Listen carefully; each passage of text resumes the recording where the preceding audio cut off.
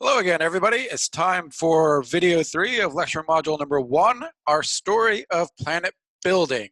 We have set the stage with nebular condensation theory. So we have the solar nebula that now has small little dust particles spread throughout in it. So that the inner regions are full of metal and rock dust grains only. And then as we get out past the ice line, then we start adding water ice as an ingredient. And the further and further away that we go, the more and more cold temperature ices we add to our ingredient list. All that remains is to put all of this together to form planet-sized bodies from this microscopic dust. So let me go ahead and bring up today's video slides for this lecture module, and we can go ahead and get started. All right, so this is video 3 of lecture module 1, the story of planet building. What we want to do is we want to take a look at all of the ingredients, the planet building materials that nebular condensation theory gave us, and understand why and how that allows us to build our planets of different types, our terrestrial planets in the inner regions, and then out past the asteroid belt into the gas giant regions. We can make gas giant planets, or rather planets that are large enough to hold on to nebular gas, that have rocky, water icy moons. Then as we move further and further out, we get still giant planets, but smaller, that contain larger fractions of ices and larger amounts of ices that are colder temperature ices, and eventually give us the Kuiper belt. How we're actually going to piece our planets together from our submicroscopic grains all the way into planet-sized objects is by a process called planetary accretion. And then we'll have to have a little bit of a discussion of we're going to build solid bodies, but our gas giant planets are gaseous bodies. How do we get the gas actually onto the gas giant planets? So the stage is set. Nebular condensation theory has gotten us to the point where we can begin discussing how we are going to build our planets. We are now full screen, so launching forward, this is a summary of what nebular condensation theory got us. So over here on the left, I have put the protosun, and here we're moving further and further away from the protosun. So we can actually see the temperature gradient in the solar nebula that is controlling what planet building materials can condense out of the gas to give us solid building blocks. So in the inner regions, right around here or so, is where we could find Mercury. So we see all the terrestrial planets have metal and rock as their ingredients. Out past over about here where you start to see the organics coming in, you are now in the asteroid belt. So it's in these inner regions that we're forming metal and rock building blocks, little grains of dust made out of metal and rock that we can form planets out of. So here we build our terrestrial planets.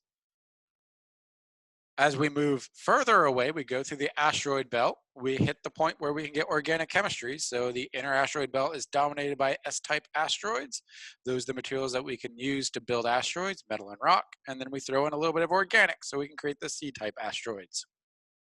Move out past the ice line, and now we have water ice as an additional building block to make planets. And remember, for every single one grain of rock and metal that we can make 2 grains of water ice. So not only do we have more ingredients, we have a lot more of the water ingredient as water ice. So all of a sudden, as we move past the ice line, we're in a larger volume of space with a lot more building material. So here we can start building some pretty giant type things. Our precursors, what we call our cores of the gas giant planets. And now water ice is an ingredient. So if we look at the moons of these planets, we see that they are rock and water ice mixes. And as we get further and further away, we can see other types of ices on there as well, especially for the moons of Saturn. Moving further still, as we get away from the ice line, the density of the solar nebula is dropping. Just like as we go higher up in our atmosphere, the atmosphere gets thinner. So with lower density, we are going to have fewer materials, but we still have plenty of materials not that far away from the ice line, just past the gas giant building region. And we have a lot of additional colder temperature ices. So carbon dioxide ice, methane ice, ammonia ice, things like that. And this is where we can still build things that are pretty giant, that have a whole lot of ices, but the density is lower so they can't be as big, so we build our ice giants here. Moving even further away, oops, sorry about that, trying to bring back my cursor. As we move even further away, the density drops, gets really low at the outermost regions of the solar nebula. But we have all sorts of interesting building blocks. We still have our metal and rocks, we still have our organics, we still have our water ice, and we keep adding more and more of these cold temperature ices, the kind of ices we don't normally experience here on Earth. Things like carbon monoxide ice, nitrogen ice, very cold temperatures required to keep them in a solid form. But the densities are so thin out in this region that we no longer have enough material to build very large things, but we have lots of material to build a whole large number, a numerous amount of small things. So we're going to build small, rocky, icy bodies that we call Kuiper belt objects. So this is the same information, just a different presentation, so you can truly see the planet building materials. So again, we have the proto-sun, and here is the disk, the temperature gradient that we see in the solar nebula. The top is listing the ingredients, the solid little tiny microscopic bits that we can build the planets out of. And then on the bottom, I've sort of drawn out what types of planets you can build in each region. And then we have the Kuiper belt objects out past the orbit of Neptune. Something to keep in mind, important to the story of planet building, is the ice line. So again, the ice line is that region out past the terrestrial building zone. As we go into the asteroid belt, we start throwing in some more organics. So we go from S-type asteroids to C-type asteroids. And then when temperatures are cold enough for us to form water ice as a building block, we get 2 water ice grains for every 1 bit of rock and metal. That's a lot more ingredients, so we are able to build larger things, allowing us to start construct the giant planets. So let's actually look at the story. How do we go from microscopic dust grains to planet-sized objects? This is our story of planet building. Nebular-Condensation theory has set the stage. It has given us the structure of the solar system. It's flat and disk-like. That's the shape of the solar nebula. It has a temperature gradient. That temperature gradient tells us that by condensation theory that we will have this nice gradient of building block materials. We have metal and rock everywhere, then we add in organics, then we add in water ice, and then colder and colder temperature ices the farther away from the proto-sun that we get. But we still have to get these little tiny grains together in 2 planet-sized bodies. And to reiterate what I said in a previous video, that initially these grains that are condensing out of the gas, they're very tiny, microscopic. In fact, they're 1/10 of a micron in size, so pretty much on the nanoscale, about 100 nanometers across, 1/10 of a millionth of a meter. That's about the same as a particle of smoke, and yes, smoke is made out of particles. So how do we go from microscopic, micron-sized grains to planet-sized grains? Well, we do this via a process called accretion. And accretion is just a scientific term for taking smaller things, gathering them together to make something bigger. So we're going to accrete material to make something larger. So we're going from smaller to larger via the process of accretion. This is how we're going to get our grains together to form our protoplanets, our precursors to the planets we see in our solar system. Now, again, because it's so important, I will reiterate that as we move farther out, as we get past the ice line, we have an additional ingredient, water ice, and we have a lot of it. So just exterior to the ice line, we can build very large precursors to planets, protoplanets, because there's just so much more material. But things get thinner the further you go away, so the farther from the ice line you get, the smaller and the smaller the objects we can build become. So now let's set to the task. Let's look at accretion and see how accretion can go from sub-micron-sized grains all the way to planet-sized objects like the Earth. We're out in the solar nebula. Let's start in the terrestrial forming region because we only have metal and rock, so it's kind of easier to picture what's going on. If you want to go out past the ice line, mix in a little bit of water ice. But we have all of these dust grains that are in this rotating disk that we call the solar nebula. And as they're orbiting around the protosun, they're going to be forced into circular orbits because everything wants to move in a nice flow. But that doesn't mean that they don't interact. Eventually, dust grains are going to bump into one another. And a force similar to static electricity, something's called the van der Waals force, if they hit at very low relative speeds, then they'll stick together. They will accrete into a larger grain. So we can start as submicron sized, and these particles of smoke-sized objects will stick together, forming something larger. Then those objects will bump into other objects, accreting to something larger. So we'll go from micron size to tens of microns size. And we actually have some real physical evidence we can examine here. So up here in this image in the top right, you are looking at a dust particle from a comet. This remained unaltered essentially for 4.6 billion years. By the scale bar, you can see that this grain is roughly about 10 microns across, a little bit less, but it looks like it's made up of a whole bunch of smaller grains, about 1/10 of a micron in size, that have been stuck and glued together. You are seeing an aggregate grain built by accretion. So now we have all of these fluffyish like grains that we have physical evidence of floating around. They'll find other ones, bump into together, and we'll go from micron size to millimeter-sized grains to centimeter-sized objects to meter-sized objects. Meter-sized objects, now we're talking about a little bit more energy as they hit one another, but they will still accrete, grow to larger and larger to kilometers in size. Eventually, this process of accretion, of gathering up all this material, will get up to objects that are tens of kilometers in size. And this is where we will see something fundamentally different emerge. We can't just refer to this as dust anymore, or even as particles. We need a different name because their behavior is going to fundamentally change. So at tens of kilometers, we'll have these little itty bitty planet-like things. So we're going to give them a little itty bitty planet-like name, planetesimals, the cutest name in all of astronomy. And what makes a planetesimal different is that at tens of kilometers in size, they are large enough to have enough gravity. Remember that gravity increases as mass increases, so that their gravity can influence other planetesimals around them. And they can pull on them, bringing those planetesimals, bringing them all toward one another. And this is going to kick off the most epic game of Highlander the solar system has ever seen. There can be only one.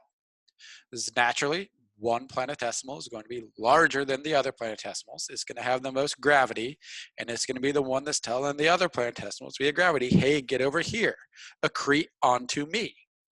So now these planetesimals start accreting together. Then we go from tens of kilometers to hundreds of kilometers in size. Gravity is pulling everything together. So we're now starting to isolate these objects. They're going to pull everything that they can have a gravitational influence on. They're going to pull towards them, clearing out a vast volume of the solar nebula. But planetesimals will continue to grow. And eventually, these planetesimals will accrete with one another. The biggest one's going to be the one that survives. There can be only one within its region of the solar nebula. And you will grow past tens of kilometers to hundreds of kilometers in size, maybe upwards of 1,000 or 10,000 kilometers in size. This is the size of our dwarf planets and our planets in our solar system. So we can no longer call these little itty bitty planets. We have to give them a different term.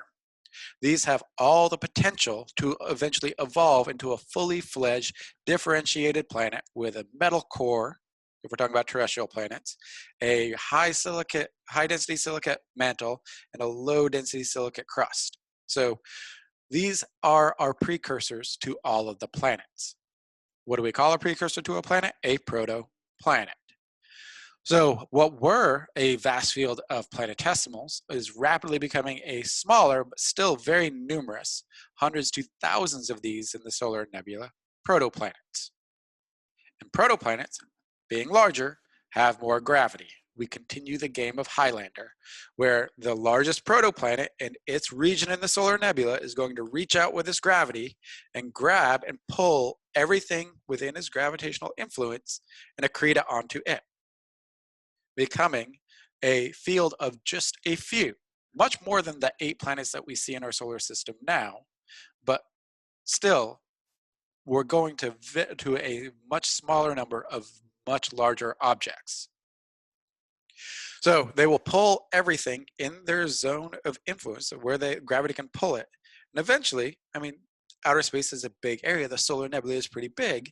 Sure, we'll concentrate everything, but it just doesn't have enough gravity to say from the proto-Earth to reach out to the proto-Mars to gravitationally pull it so it'll join. So we are going to be left with a field of protoplanets, and there'll still be a number of planetesimals floating around due to influences of giant planets like Jupiter. The planetesimals in the asteroid belt cannot accrete together. Jupiter sort of controls that situation, prevents them from becoming a large protoplanet. And the distances are just so vast that you can't really grow past the planetesimal or protoplanet size out in the solar nebula, or out in the Kuiper belt region. Sorry about that. The distant regions of the solar nebula. Hang on just one second. So now we have several protoplanets, and they'll whittle themselves down eventually through gravitational interactions until we have our planets in isolation, or at least the precursors to our planets. So we'll be left with essentially 8 protoplanets. We'll have our proto-Mercury, our proto-Venus, our proto-Earth, our proto-Mars, our proto-Jupiter, so on and so forth. So we'll have proto-versions of all of our planets. So, is that everything? No, we're still going to have leftovers. We still have, they're gravitationally protected by Jupiter, our asteroids in the asteroid belt. So we have this field of at least one protoplanet, several protoplanets, Vesta would be considered one as well, and a lot of planetesimals that are just going to be hanging out for the rest of the age of the solar system until something else happens. And then we're going to have another field of leftover protoplanets and planetesimals out in the Kuiper belt. And there'll still be a few other things that have not yet been cleaned up yet, and that's going to be an exciting story that we get to in the next video. But let's go ahead and take a step and see what we've built so far. We have explained the story of planet building for the terrestrial planets quite well. This is the end state for them. You go through this process of you play out nebular theory to create the solar nebula. Within the solar nebula, you have condensation theory giving us our building blocks. And then you take those small little dust grain building blocks, you accrete them together to build our protoplanets. For our terrestrial planets, that's it. We just have to do a little bit of work and turn our protoplanets into our actual planets, a future topic. Out past the ice line, what's going to happen? Well, remember, 2 grains of ice for every 1 grain of rock. So we can build extremely massive protoplanets. So our proto-Jupiter, or really what's going to become the core of Jupiter, ends up being extraordinarily large. Same with our proto-Saturn, and the density gets lower the further you get away from the ice line and the proto-Sun. So our proto-Neptune and our proto-Uranus will be a little bit smaller. By the time we get out of the Kuiper belt, we can only build really, really small things. So we have a bunch of leftover planetesimals and protoplanets that are separated by vast distances, so they can't play Highlander. Just not enough material to get enough gravity to build large enough things. So we have our Kuiper belt. But we haven't answered a fundamental question here. We have only built solid objects. The gas giant planets are gas giants. Where do we get the gas? How do we get the gas onto Jupiter? How do we get the gas onto Saturn? How do we get the smaller amounts, but still few Earth masses of gas onto Uranus and Neptune? And this is why the ice line is such a critical thing to understand about the formation of our solar system. Is with those more ingredients, we can build larger protoplanets. Larger protoplanets means that they are going to have more gravity. So our proto-Jupiter and our proto-Saturn, they are going to be about 5 to 15 times the mass of the Earth. That makes Earth look pretty small. This is one giant solid protoplanet. With that amount of mass, the amount of gravity that they generate, their surface gravity, is extraordinary. In fact, it is so high that the gas of the nebula itself will collapse down onto it. So now it's going to start gobbling up. Our proto-Jupiter will start gobbling up and accreting all of the hydrogen and helium gas in the solar nebula directly onto this protoplanet core. And what happens once we start adding the gas? Remember that the solar nebula by mass is 99% gas, 1% solid stuff. So that's a lot of gas that Jupiter can start accreting. And it does so very, very rapidly. Once you get a little bit of gas on there, it's going to increase the mass, which allows it to accrete even more gas, and then even more gas. So it's going to rapidly swallow up all the nebular gas that it can in its region of the solar nebula and rapidly build us a gas giant planet that has a terrestrial-like core made out of metal, rock, and ices. These things are going to form lots of moons as well. And what ingredients were there for our moons? Metal, rock, ices, and we see the organics as well. So this idea of how we build a gas giant planet, that we accrete a core first, and then we add the gas to it, is what we call Core-Accretion Theory. This is one of the two debated ideas of how we form the gas giant planets. Why do we need two? Well, there is a serious problem currently, somewhat resolving itself, with the core accretion idea of how we make the gas giants. What it comes down to is how fast can you build the core? Because we have not yet talked about the proto-sun slowly turning itself into the sun.